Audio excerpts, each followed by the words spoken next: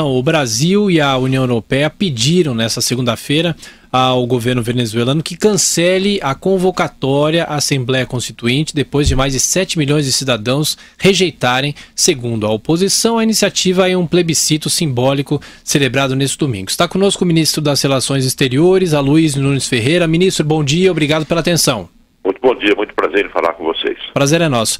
Ministro, essa posição do governo brasileiro é uma posição que vem em meio a tanta coisa que vem acontecendo na Venezuela, mas eu pergunto para o senhor, alguns críticos da diplomacia brasileira dizem que o Brasil deveria, talvez, por liderar o Mercosul, assumir uma posição um pouco mais forte em relação à Venezuela. O senhor acha que a partir de agora o Brasil pode ter uma posição até mesmo mais forte? Bem, no governo Temer, a posição do Brasil em relação ao governo venezuelano mudou da água para o vinho em relação ao que vinha sendo no governo do PT. O governo do Brasil se colocou claramente numa linha de apoio à oposição e de apoio, digamos, a uma saída democrática da Venezuela. Tanto assim, agora ainda faz coisa de 2 meses, o presidente Temer recebeu aqui a Lídia Tintori, que é mulher do Leopoldo Lopes. O senador Serra, quando ministro, já chamou de volta, chamou para consultas, que você trouxe para o Brasil o embaixador brasileiro em Caracas. Enfim, o governo nunca teve dúvida em relação à necessidade de promover uma mudança democrática na Venezuela, ou pelo menos ajudar, porque nós não podemos, no governo, interferir diretamente na política de outro país, mas sempre fez tudo o que podia fazer no plano diplomático para promover uma saída da crise da Venezuela. Agora, em relação ao Mercosul, já houve uma iniciativa, ainda no tempo do ministro Serra, de suspender o Mercosul da Venezuela, dos seus direitos da Venezuela, dos seus direitos de sócio do Mercosul, ainda no tempo do Serra, quando ministro. Naquela época não havia unanimidade entre os sócios do Mercosul, o Uruguai estava distante disso, e então não foi possível iniciar o processo de aplicação da chamada cláusula democrática, que é um processo que leva a uma suspensão e com punições mais rigorosas. Mas foi de qualquer maneira aplicada uma sanção que significou a suspensão dos direitos da Venezuela no bloco, porque a Venezuela faz parte do Mercosul, né? Agora o Brasil assume, a partir de sexta-feira, o Brasil assume a presidência do Mercosul.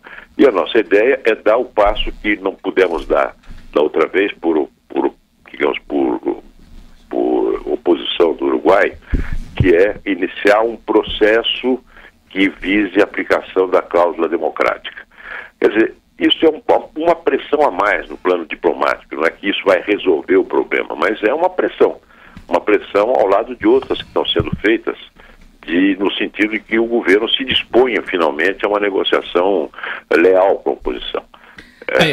Uma oposição que mostrou muita força agora nesse domingo, nesse plebiscito. É uma coisa realmente fantástica o que eles conseguiram fazer, de modo que há uma série de iniciativas que nós tivemos na OEA, vamos fazer no Mercosul, já fizemos no Mercosul, vamos continuar agora, nas Nações Unidas, na União Europeia. Agora o presidente da Colômbia viajou a Cuba e vai pedir a intercessão do Raul Castro para ver se eles comovem o governo venezuelano para que o governo Maduro inicie uma negociação. Enfim, é uma série de pressões diplomáticas no qual o Brasil está plenamente inserido. Agora, ministra Denise, quem está falando, a Europa e os Estados Unidos estão ameaçando com a possibilidade de algumas sanções contra a Venezuela caso eles insistam nessa Assembleia Constituinte, contrariando o que foi decidido, o que foi sinalizado pela população. O senhor fala em ações democráticas, qual seria o campo de ação, que tipo de interferência se poderia ter para evitar que a Venezuela continue nesse caos, tanto do ponto de vista político como econômico? A interferência nos negócios internos da Venezuela nós não podemos ter. Não, nas relações comerciais, por exemplo, alguma coisa que faça diferença. As relações comerciais, elas estão hoje num nível muito baixo, porque, veja, o Brasil exporta para a Venezuela alimentos, né? Você acha, é uma faca de 2 gumes. Você vai suspender a exportação de alimentos para a Venezuela, um povo que já está passando fome. É uma coisa delicada. E mais, esse tipo de sanção econômica precisa ser respaldada em algum instrumento jurídico internacional. Se porventura a aplicação da cláusula democrática do Mercosul nós chegarmos a esse ponto, e há todo um procedimento jurídico para que se chegue a isso, o próprio Tratado de Construção do Mercosul determina quais são os passos que devem ser seguidos para a aplicação dessa cláusula democrática. Se isso acontecer, aí você terá uma base jurídica para aplicar sanções de natureza econômica. Mas o fato é que o comércio bilateral caiu muito, em níveis baixíssimos, em razão da crise econômica lá na Venezuela e também do fato que a Venezuela, hoje qualquer exportador para a Venezuela quer receber antecipadamente, ninguém quer ficar como credor da Venezuela, né? Então, eu digo, a situação econômica pode ser aplicada, pode-se estudar isso, desde que haja uma base jurídica. Sim, essa base jurídica poderá ser a aplicação do protocolo de Ushuaia. Perfeito. Bom dia, ministro. Vila, ministro. Professor. Deixa eu lhe perguntar uma questão, mudando um pouco o rumo da nossa conversa. O senhor é um dos líderes inegáveis aí do PSDB, né? E nós vivemos uma situação política bastante complicada no país. O governo o presidente Michel Temer, pela primeira vez na história do exercício do cargo, um presidente é acusado de corrupção, no caso corrupção passiva. Por outro lado, tudo indica que a Procuradoria-Geral da República deve encaminhar mais 2 denúncias por obstrução à justiça e formação de organização criminosa tal. Outros ministros também do governo são acusados de corrupção, especialmente os que estão ali os ministros mais próximos ao presidente no Palácio de Despacho, no Palácio do Planalto. Por outro lado, o presidente do PSDB, licenciado, senador Aécio Neves, também tem os episódios que envolvem a JBS, dos 2 milhões de reais recebidos, tal. Como é que o senhor se posiciona em relação a isso? Quer dizer, o partido, o PSDB, o senhor particularmente, quer dizer, nas acusações graves de corrupção que pesam sobre o governo e sobre o presidente do seu partido? Bem, em primeiro lugar, a acusação que foi formulada pelo Dr. Janot, essa que é objeto de uma deliberação na Câmara dos Deputados, no meu entender, não é uma acusação grave, é uma acusação pífia, é um despautério jurídico, é uma coisa que não tem nenhuma sustentação jurídica, porque corrupção exige, está aí o Joseval, que é formado em Direito, se não advogado, exige a ocorrência de 2 ações, que é solicitar e receber. Não há nenhuma prova de que ele tenha solicitado ou recebido. Mas essa é uma discussão, esse é meu ponto de vista, que esta denúncia ela não se sustenta. Se aparecerem outras com maior gravidade, com algum grau de sustentação, nós vamos rever. Mas essa aí, no meu entender, não tem nenhum cabimento. E a mala de 500 mil reais, ministro? Essa mala foi entregue ao presidente, era para o presidente, alguma prova em relação a isso? Nenhuma. Nenhuma prova. Você pode ter um auxiliar que descumpra as suas orientações, um auxiliar que trai a sua confiança, mas não há nenhuma prova de que esse recurso se destinava ao presidente, e nem muito menos que ele tenha solicitado. Mas esse é meu ponto de vista. E o senador meu ponto de vista, eu estou lhe dando. Sim, claro. Deixa eu prosseguir. Né? Então, o PSDB, qual é a posição do PSDB? A posição do PSDB é apoiar o governo. Por que apoiar o governo? Porque nós fomos um dos principais atores no processo de impeachment. Tendo havido impeachment, era natural que o PSDB assumisse responsabilidade de apoiar esse governo, o governo que sucedeu. Ainda mais porque o presidente Temer se comprometeu com o PSDB em realizar um conjunto de reformas que estão sendo realizadas, que são importantíssimas e que estão fazendo com que o Brasil comece agora, depois de 3 anos, a pôr a cabeça de fora, a superar a crise que nós estamos vivendo. Então, nessas condições, o PSDB continua apoiando o governo. Essa é a minha resposta. Mas o partido está dividido, né, ministro? Existem, no Senado, a maioria dos senadores tem a mesma posição que eu. A Câmara dos Deputados está dividida, a bancada, meio a meio, mais ou menos. Os governadores têm a mesma posição que eu. Os prefeitos da capital também. Os diretórios estaduais, ouvidos numa reunião recente promovida pelo senador Gereissati, também têm essa posição. Uma posição de responsabilidade, de apoiar um governo que está conseguindo tirar o Brasil da crise. Nós não queremos jogar o Brasil outra vez numa enorme confusão política que seguramente haveria de criar maiores dificuldades no campo da economia e do emprego.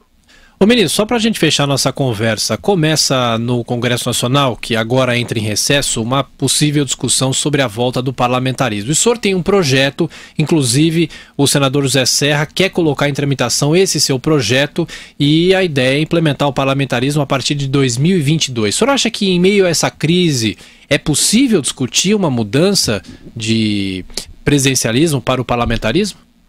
Eu apresentei essa proposta já há muito tempo. Eu sou historicamente parlamentarista. Participei, inclusive, da comissão que foi liderada pelo governador Montoro há mais de 10 anos, que formulou a primeira proposta, essa inclusive está tramitando agora na Câmara.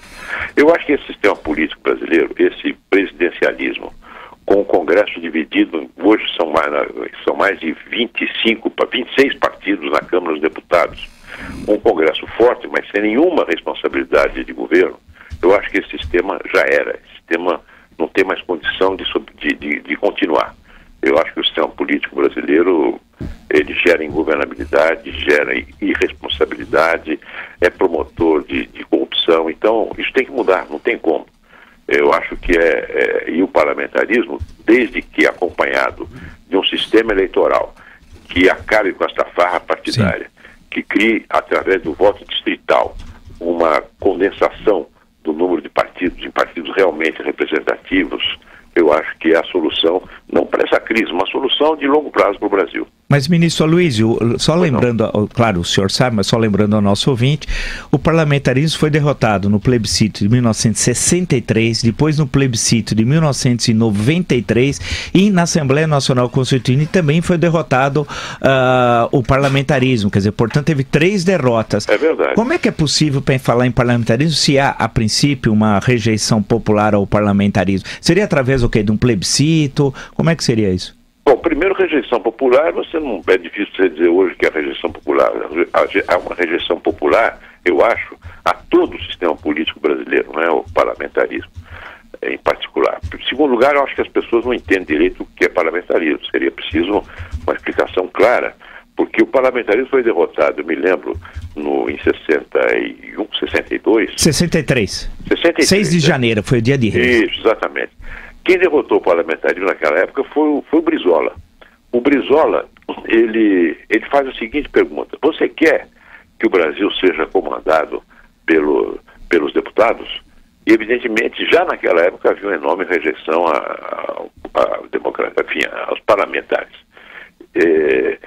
Mas é preciso explicar que haveria necessidade de mudança do sistema eleitoral.